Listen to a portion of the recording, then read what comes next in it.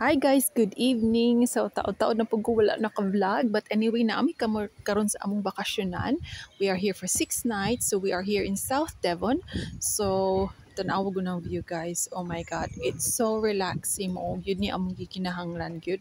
So very nice place tanawa. So mo siya ang river, no? And then sa Tumoy is the open sea. So sa Atbang, ang place is called Nosmeo.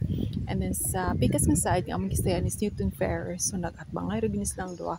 Pero nice kaayo tanawa. Very nice ang view, very relaxing. It's just amazing guys. So mo ni among gistayan nga holiday cottage.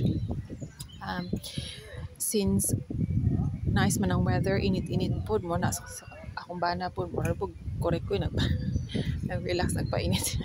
Well, nagunaon ako guys kung sa amo ang dinner. Anyway, Damas Lake, Quandary Pubs, Tulo Kabuk. So, we might go there for dinner.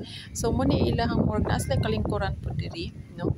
Pwede po ka mag-enjoy diha, lingkod, kaon-kaon, whatever. So, and then, kung gusto ko man na, pwede sad, maligo ka dito, no?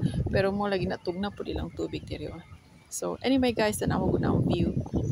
We've been here before, so we always love. This is our second time now, so we always love to come here guys. It's really nice, very relaxing. Ang view as in to die for really. So thanks for watching guys.